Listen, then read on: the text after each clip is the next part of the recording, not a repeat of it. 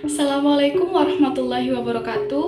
Perkenalkan, nama saya Feby Dinda Utari dengan akhiran NIM 049. Dalam video kali ini saya akan bercerita dengan judul Gajah Mada dan Para Pencuri untuk memenuhi tugas dari mata kuliah kemahiran berbicara. Baik, saya mulai. Gajah Mada dan Para Pencuri. Alkisah pada zaman dahulu kala, hiduplah seorang raja yang bernama Hayam Wuruk. Raja Hayam Wuruk memerintah sebuah kerajaan yang besar, yakni Kerajaan Majapahit. Raja Hayam Wuruk terkenal sebagai seorang raja yang baik hati, pandai, dan juga bijaksana. Dalam masa kepemimpinannya, ada seorang komando prajurit yang bernama Gajah Mada. Seperti halnya Raja Hayam Wuruk, Gajah Mada juga terkenal sebagai seorang yang baik hati, pandai, dan juga perkasa. Dengan kepemimpinan dua orang tersebut, membuat Kerajaan Majapahit menjadi sebuah kerajaan yang makmur, aman, dan juga sejahtera. Karena terbukti, di dalam kerajaannya banyak sekali tersimpan kekayaan-kekayaan dan juga berlian yang ada di dalamnya. Dalam Kerajaan Majapahit, ada sebuah gedung yang digunakan untuk menyimpan kekayaan-kekayaan Kerajaan Majapahit. Gedung tersebut memiliki nama Gedong Pusaka. Gedong Pusaka adalah sebuah gedung yang terbuat dari dinding yang sangat tebal dan juga penjagaan dari para prajurit yang sangat ketat. Dengan dinding dan juga penjagaan yang seperti itu, sangat tidak mungkin bila ada seseorang yang bisa masuk ke dalam gedung pusaka. Hingga pada suatu hari, kabut yang tebal tiba-tiba datang di Kerajaan Majapahit. Cuaca pun menjadi terasa sangat dingin. Para prajurit pun bertanya kepada Gajah Mada, "Tuan, mengapa cuacanya seperti ini?" Gajah Mada pun menjawab, "Ini mungkin adalah sebuah pertanda akan terjadi kejadian yang besar. Entah itu kejadian yang buruk ataupun yang baik, kita hanya bisa berdoa saja. Semoga kejadian yang terjadi adalah sebuah kebaikan," jawab Gajah Mada. Tak lama dari itu, Raja Hayam Wuruk mendatangi Gajah Mada. "Gajah Mada, dengan keadaan yang seperti ini, hendaknya kita untuk memperketat keamanan kerajaan kita, Gajah Mada. Terutama adalah gedung pusaka." Dari situ, Gajah Mada lalu memerintahkan seluruh prajuritnya untuk menjaga kerajaan, terutama adalah gedung pusaka. Pada awalnya biasa saja, tidak ada hal-hal yang aneh terjadi, tidak ada serangan yang muncul. Tetapi tiba-tiba, para prajurit datang bergoboh-goboh kepada Gajah Mada. "Tuan, Tuan, gawat Tuan!" Gajah Mada pun kaget. "Tuan, gawat, pintu gedung pusaka terbuka, Tuan." Lantas Gajah Mada pun langsung berdiri dan berlari ke gedung pusaka. Dan memang benar, gedung pusaka sudah terbuka. Tidak hanya sampai seperti itu saja.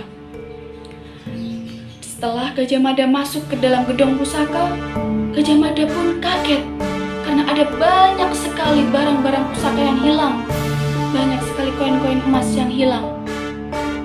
Dari situ, Gajah Mada lalu keluar dari gedung pusaka dan lalu mengumpulkan seluruh prajurit yang telah diperintahkan untuk menjaganya. Gajah Mada menginterogasi mereka semuanya. Dan tidak ada seorang pun yang bisa menjawab, karena tidak ada yang mengetahui bagaimana bisa pintu dari gedung pusaka pun itu terbuka. Gajah Mada langsung melaporkan kepada Raja Hayam Wuruk. Namun, respon Hayam Wuruk hanya diam saja dan tidak memberikan perintah apapun kepada Gajah Mada. Karena Raja Hayam Wuruk tidak memerintahkan apa-apa kepada Gajah Mada hanya bisa melakukan memperketat keamanan dari sekitar kerajaan.